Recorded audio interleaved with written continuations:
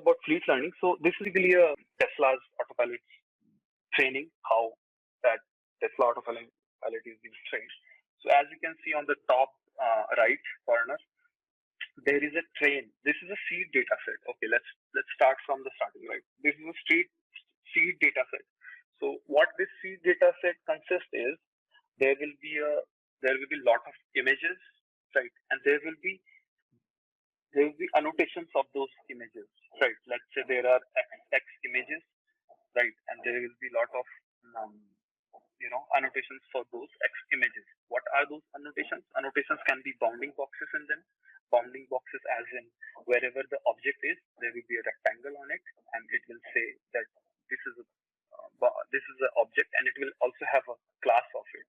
Either it is a car, either it is a dog, animal, stop sign, etc. Right. So they had a seed data set, okay, manually labeled. Right.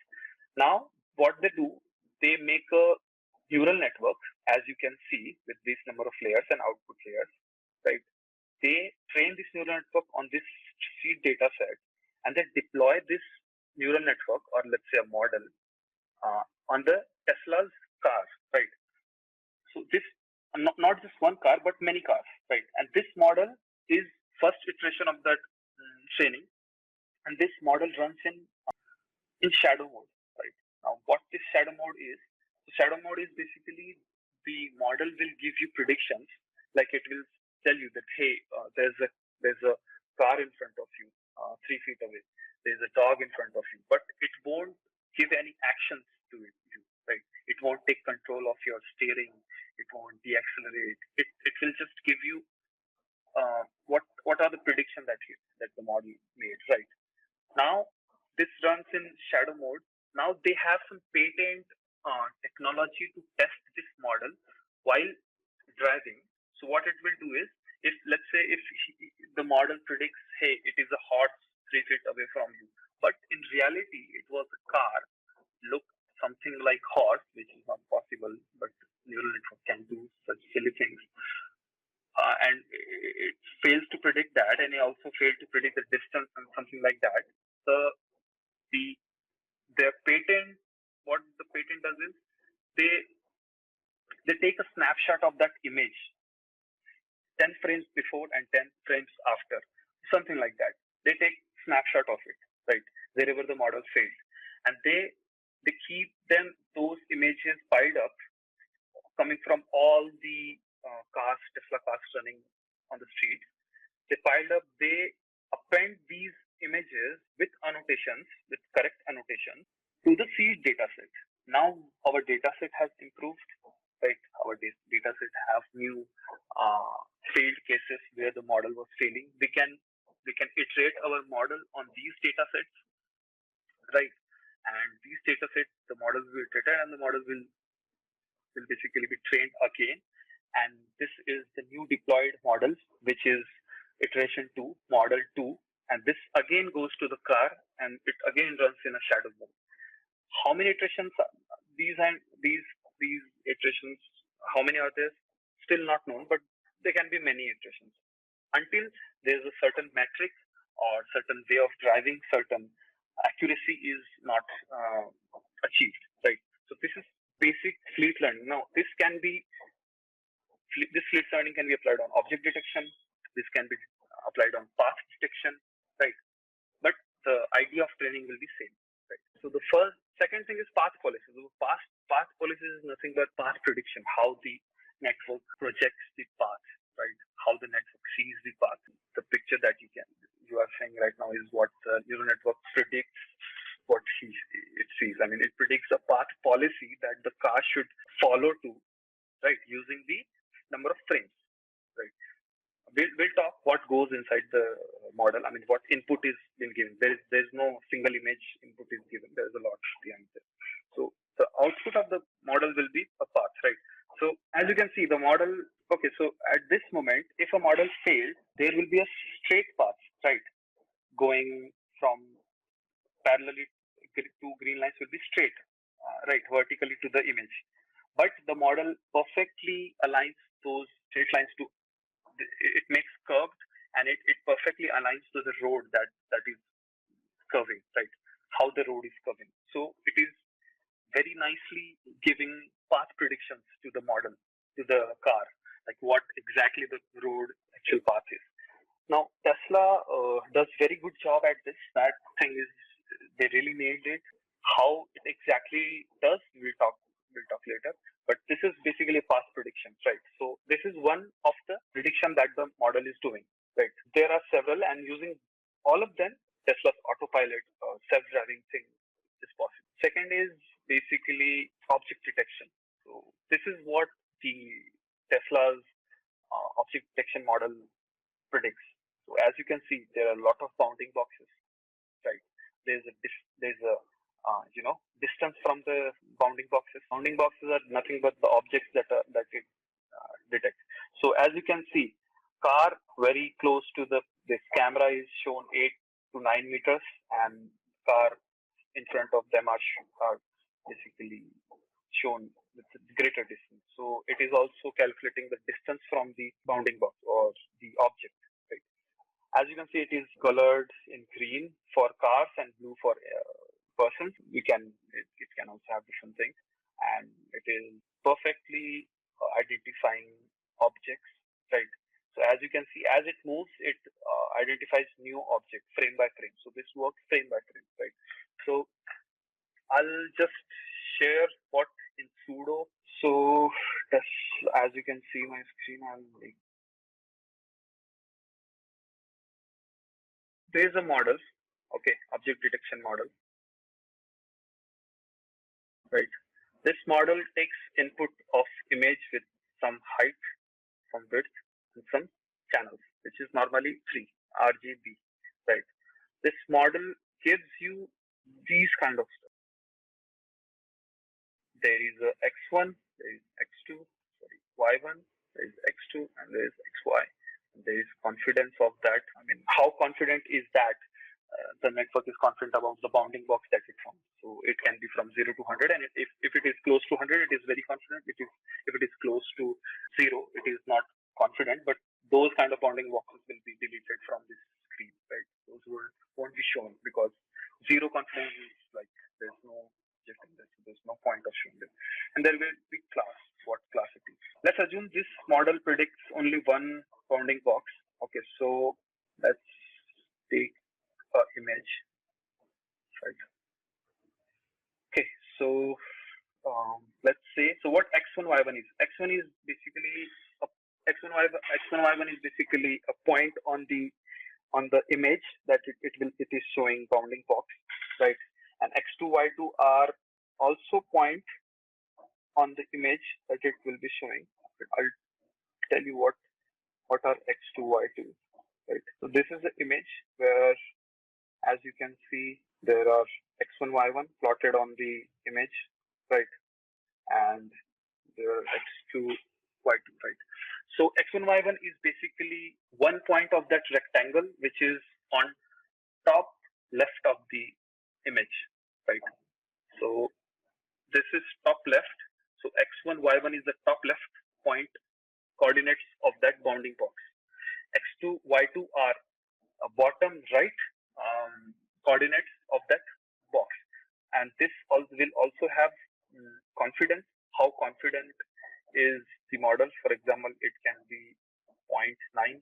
This model is 0.9 confidence about the bounding box below it, right? And also it produces a class. So let's say the class is 0. 0 as in person. 0 is defined. This is a label ID which is mostly used.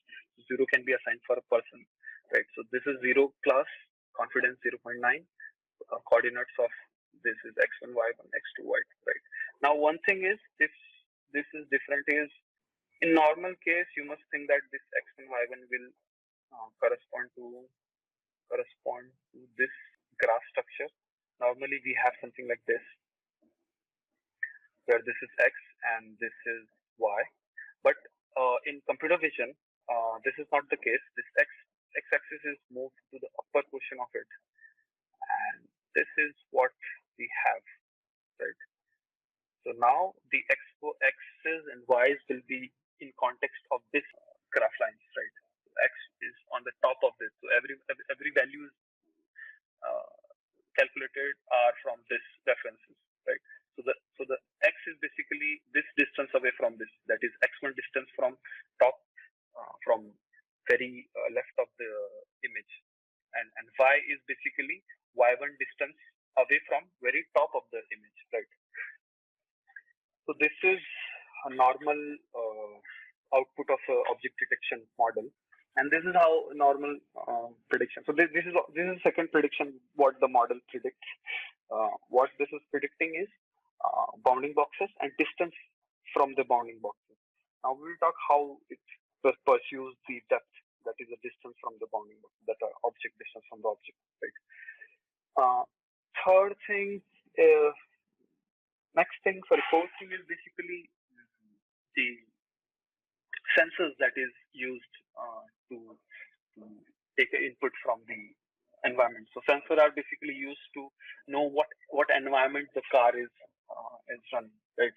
So Tesla takes vision-only approach for depth sensing. So what is depth sensing? Depth sensing is basically used to generate a 3D model of your environment, and second, it used for calculating the distance from the bounding boxes. So it discards all the fancy sensors that are LiDAR sensor, which is basically shooting point lasers to the environment and calculating the distance to every point and making a 3D model, right? But what Tesla does is Tesla only takes vision only approach, right? So we humans only have one sensor to see the world, right? That is two eyes, right? Similarly, Tesla also uses that concept. It takes stereo images. Two cameras are mounted there, and it stitches those images and finds out the environment depth of the bounding boxes, right? Using two images, taking human-like approaches, right?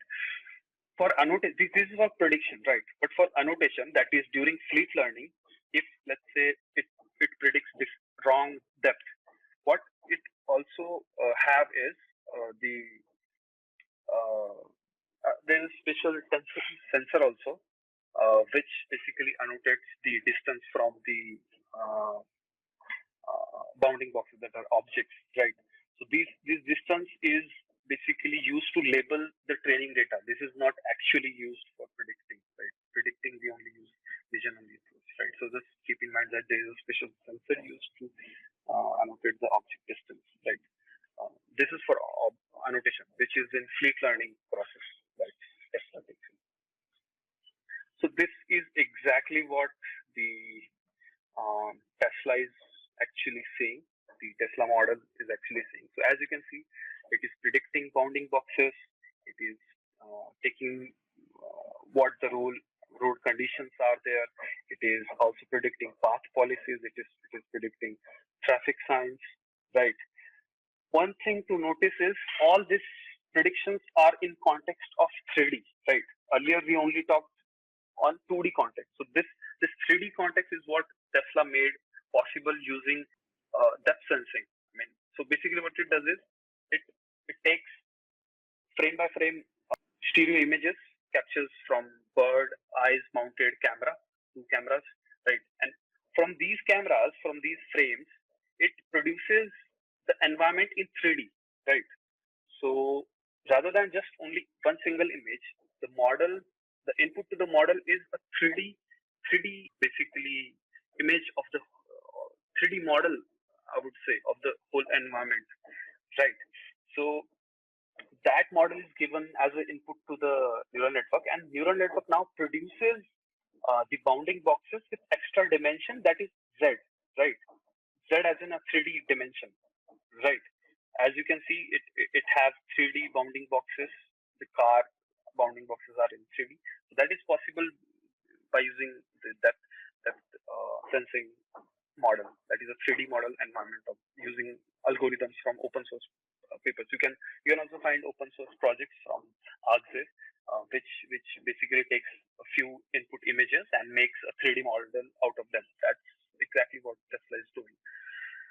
Using this 3D model as input to the network, the 3D bounding boxes, distance from the cars, and path policies are being predicted, right? That's exactly how Tesla works. So it works in a context of 3D, and that is what really makes Tesla stand ahead.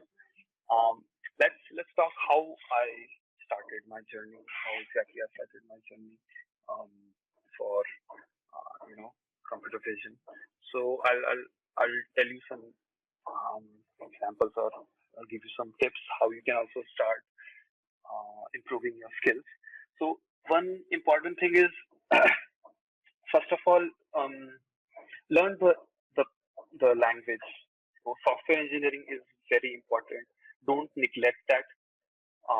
If you neglect software engineering, you will be a theory guy, which is not really feasible in practical industry, right? You need to have some software engineering background, right? So for that, learn Python, even R to start, and learn to code, right? Once you are done with Python, once you have a good programming structure or a base, you can, first thing that you can do is go to Kaggle, open playground competition, and just play around with the data sets and the problems that they have, right? And you will also find a bunch of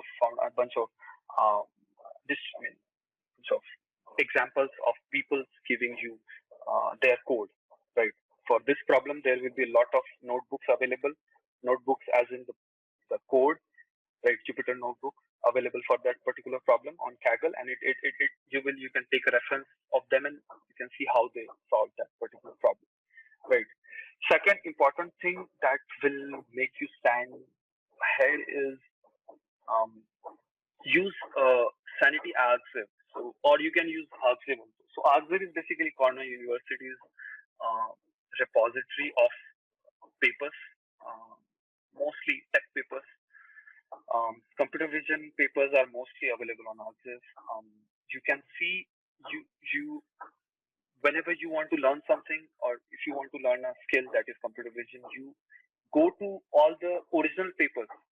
So that is the main base that you can build.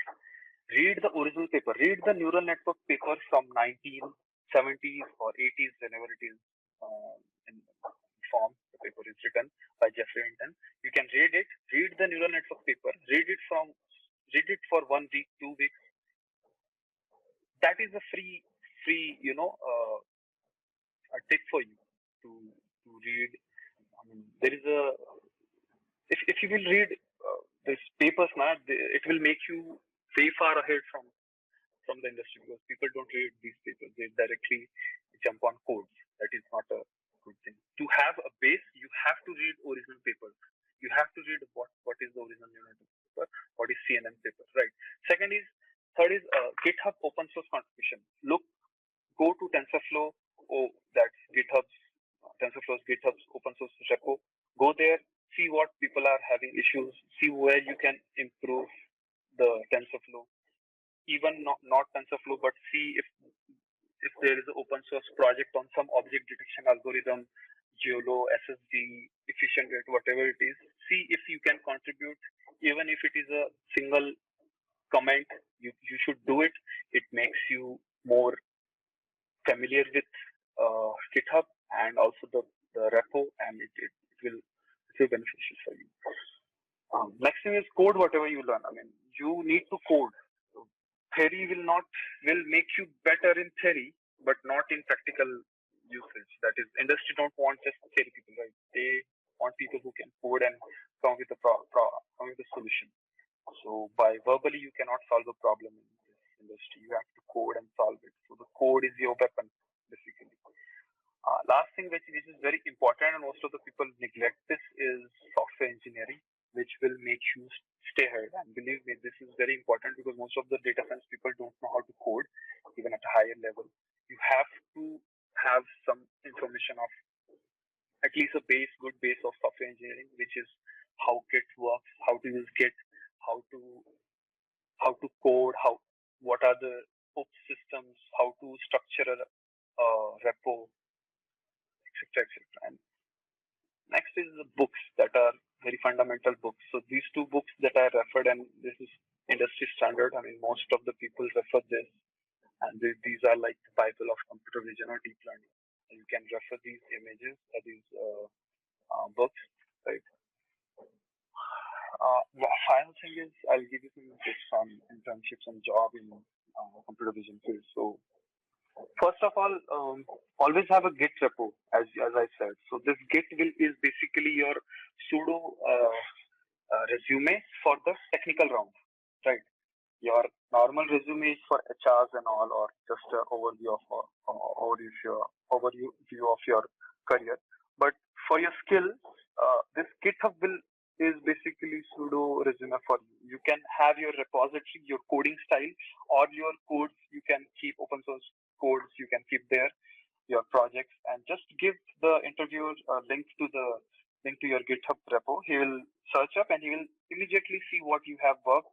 He'll know what you can do, what you are capable of, and that is a very beneficial thing, and most of it is neglected, which is very important. Second thing is, when you are going for a company, giving interviews for job or internships, always know what that company works on, which technologies it works on, what is the position they are hiring. Let's say the company is XYZ hiring for NLP, natural language process, and you put in your resume all about computer vision. That's not going to work. They will straight up reject your resume. Highlight all your NLP work first. If you are sending a resume to a NLP company, all your projects, that GitHub repo, you can change that GitHub repo. You can add more NLP projects, and you can add more NLP projects to your resume, right? And last thing is, always see, in data science there's no structured questions like in coding rounds, normal software engineering job. There's no structured way of asking things. So interviews are not deterministic. They can be very random. They'll ask you to build something. They'll ask you some theory questions. They'll ask you some other stuff. So rather than this, you can drive the interview by telling about the technology that you are working on, which is interesting, straight up, and just then the interview will ask you that, hey, how you pursue this technology, how much you know about it, stuff like that. You can also show them an interesting project that you are doing. This is how the interview round will be driven by you rather than the interviewer. So that is it from my side.